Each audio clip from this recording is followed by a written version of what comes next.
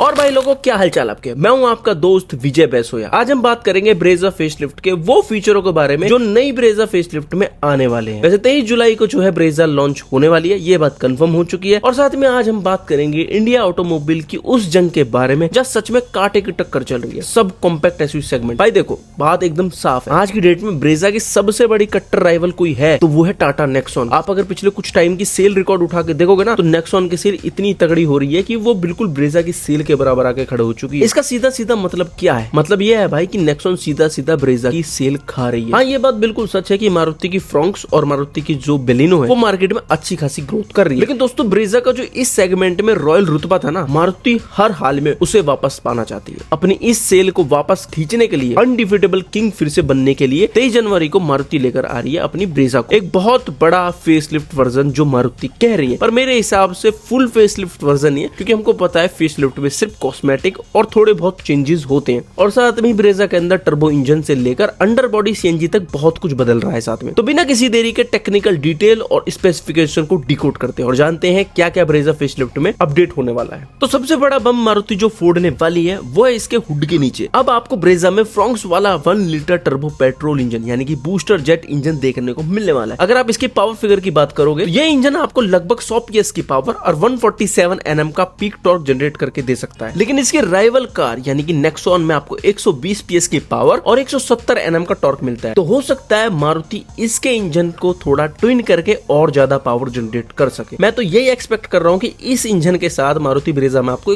At least इस engine के साथ 115 PS की पावर और 160 Nm का टॉर्क तो निकाल के दे सकती है अगर मारुति चाहे तो। और दूसरी गुड न्यूज ये है कि जो लोग ब्रेजा के 5 स्पीड मैनुअल गियरबॉक्स से पक चुके थे उनके लिए गजब की गुड न्यूज ये है कि अब इस टर्बो इंजन के साथ आपको 6 स्पीड मैनुअल और 6 speed torque converter automatic transmission का गियरबॉक्स मिलने वाला है। अब आप सोचोगे कि ये पुराना इंजन जो 1.5 लीटर वाला है उसका क्या होगा? तो दोस्तों, जो लोग रिलायबिलिटी और स्मूथ चाहते हैं उनके लिए पुराना वाला 1.5 litre Ford natural aspirated engine यानी कि K50C इंजन भी कंपनी कंटिन्यू रखने वाली है। तो जिन लोगों को ब्रेजा के अंदर 1.5 लीटर इंजन चाहिए उनके लिए भी अच्छी बात है कि उनको फेसलिफ्ट वर्जन मिल जाएगा, और जिनको 1 लीटर का टर्बो पेट्रोल इंजन चाहिए ब्रेजा के अंदर उनको भी एक अच्छा इंजन ऑप्शन मिल जाएगा। और साथ में यहाँ पर एक गुड न्यूज ये है कि अब ब्रेजा के अंदर आपको 1 लीटर टर्बो पेट्रोल इंजन मिलेगा, तो इसकी प्राइस जो है वो भी थोड़ी कम होने वाली है एज कम्पेयर टू अभी की ब्रेजा। और जो 1.5 लीटर का इंजन आने वाला है ब्रेजा के अंदर उसके कंपेयर में नई ब्रेजा की 1 टर्बो इंजन के अंदर थोड़ी प्राइस कम रहने वाली है, जिससे ये सीधा सीधा प्राइस में नेक्सॉन को टक्कर दे जाएगी। अब आ जाते हैं उन भाइयों पर जिनको माइलेज से सच्चा प्यार है। तो दोस्तों, 1.5 लीटर वाला इंजन के साथ आपको सीएनजी का ऑप्शन तो आपको मिलेगा ही, लेकिन इस बार मारुति ने टाटा वाला दिमाग लगाया और खासकर मारुति ऑलरेडी विक्टोरियस के अंदर अंडर बॉडी सीएनजी दे चुकी है। तो इस बार आपको ब्रेजा के अंदर भी अंडर बॉडी सीएनजी देखने को मिलेगी, जिससे आपको प्रॉपर ब्रेजा के अंदर सीएनजी होने के बावजूद पूरा बूट स्पेस मिलने वाला है। तो इसका सीधा मतलब है कि अगर आप सीएनजी कार लेते हो, तो अगर आप ब्रेजा सीएनजी ऑप्शन चूज करते हो और फैमिली ट्रिप पे जा रहे हो तो आपको अच्छा खासा बूट स्पेस मिलने वाला है। और दोस्तों, एक पर्सनल सलाह देना चाहूंगा, जब भी आप इस नई ब्रेजा जैसी बेहतरीन गाड़ी लेने का प्लान बनाओ और कार लोन हो या फिर फाइनेंस कराओ, तो बैंक की ईएमआई ऑप्शन अच्छे से चेक कर लेना, रेट ऑफ इंटरेस्ट अच्छे से चेक कर लेना, चेक करना कि आपको कौन सा इंटरेस्ट देना पड़ रहा है, फ्लैट इंटरेस्ट देना पड़ रहा है या फिर डिक्रीजिंग इंटरेस्ट देना पड़ रहा है। और दूसरी सबसे जरूरी बात, शोरूम वाले जो मोटा इंश्योरेंस चिपकाते हैं ना, उसे सीधा लेने से पहले पॉलिसी बाजार जैसी वेबसाइट या दूसरे इंश्योरेंस कंपनी जैसे एक्को हो गई या फिर दूसरी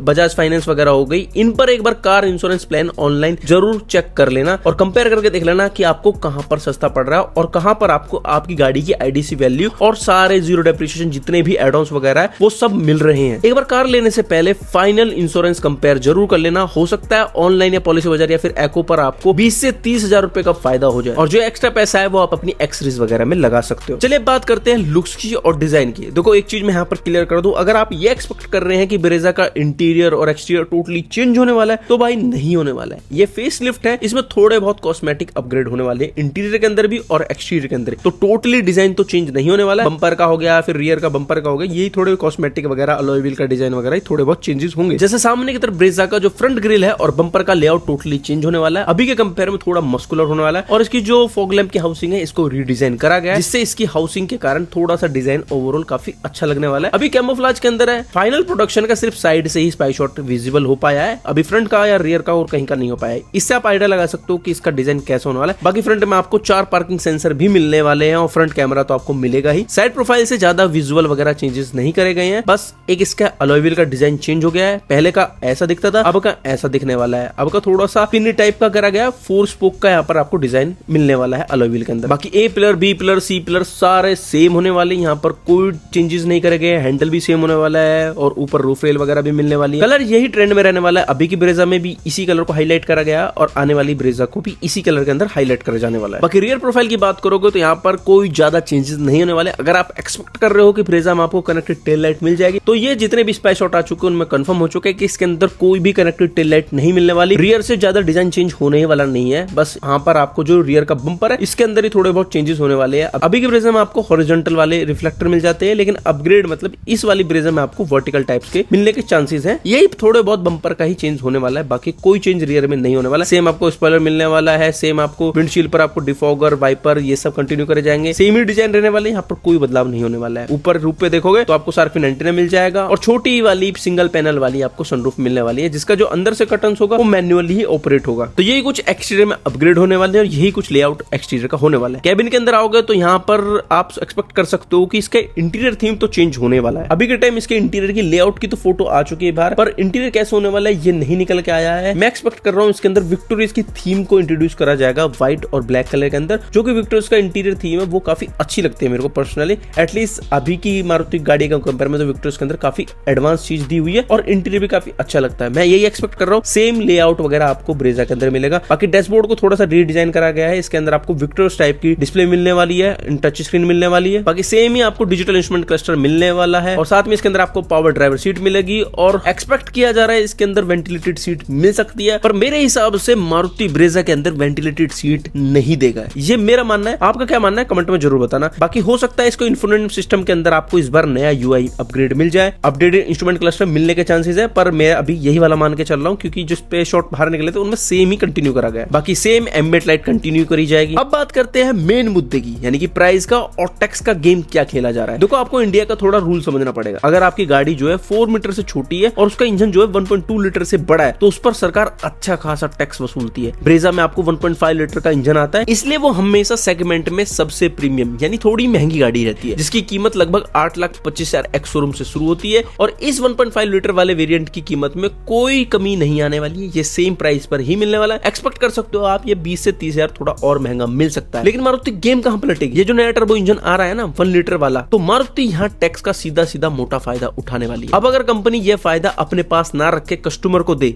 अब यहाँ मारुति दो ही काम कर सकती है, या तो ये टैक्स बेनिफिट कस्टमर तक पहुंचाए या फिर ये टैक्स बेनिफिट अपने पास रख ले। ये दो चॉइस मारुति के पास होने वाली है और मेरा ये मानना है कि मारुति ये टैक्स फायदा कस्टमर के लिए छोड़ने वाली है। पूरा ना रख के थोड़ा तो छोड़ने ही वाली है। तो हो सकता है मारुति वाले टर्बो वेरिएंट की प्राइस जो है 7,80,000 से लेके 8,15,000 रुपए के बीच में सेट। अगर मारुति ने ये एग्जैक्ट प्राइस सेम रख दी तो भाई मैं लिख के दे रहा हूँ इस सेगमेंट में भूचाल आ जाएगा। नेक्सॉन, वेन्यू और सोनेट वालों की नींद उड़ जाएगी। कस्टमर तो हमेशा अफोर्डेबल और पावरफुल ऑप्शन ढूंढता है। अब हो सकता है मैं पावर के मामले में श्योर हूँ कि मारुति इसकी पावर थोड़ी बढ़ा के देगा इस वेरिएंट टर्बो वाले इंजन के अंदर। बाकी 1.5 लीटर की तो सेम ही पावर रहने वाली है, पर अगर 1 लीटर की पावर मारुति वालों ने अच्छी नहीं दी तो हो सकता है लोग उसको ना चूज करें। पर मेरा तो ये मानना है कि नेक्सॉन जितनी पावर तो मारुति देने ही वाला है। बाकी ब्रेजा का जो नया सीएनजी वेरिएंट होगा उसकी प्राइस हो सकती है 10 से लेके 15,000 रुपए थोड़ी बढ़ जाए, क्योंकि उसका अंडरबॉडी सीएनजी रखा जाएगा। इस वजह से हो सकता है प्राइस थोड़ी जंप करे। पर अगर मारुति ऐसा करते भी है तो मेरे हिसाब से प्राइस अपने आप को काफी जस्टिफाई करते हैं, क्योंकि आपको बूट स्पेस अच्छा खासा मिल जाए। बाकी दोस्तों 23 तारीख को सारे पत्ते खोल देगी मारुति की। 23 तारीख को फाइनल डेट आ चुकी है इसकी कि 23 तारीख को मारुति ब्रेजा को लॉन्च करने वाली है। बाकी अब मारुति ब्रेजा का जितना भी गेम है वो सब इसके टर्बो पेट्रोल इंजन के ऊपर टिका हुआ है और सीएनजी की प्राइस वगैरह पे ही टिका हुआ है। अब आप लोग मुझे कमेंट करके बताना मारुति को नई ब्रेजा की क्या कीमत रखनी चाहिए। आपको क्या लगता है कि 1 लीटर टर्बो इंजन और नई सीएनजी टेक्नोलॉजी को लेकर क्या आपके ओपिनियन है, कमेंट बॉक्स में जरूर बताना। और वीडियो जरा सी भी इंफॉर्मेटिव लगी हो तो वीडियो को लाइक और चैनल को सब्सक्राइब करना मत भूलना। मिलते हैं नेक्स्ट वीडियो में, तब तक के लिए ड्राइव से।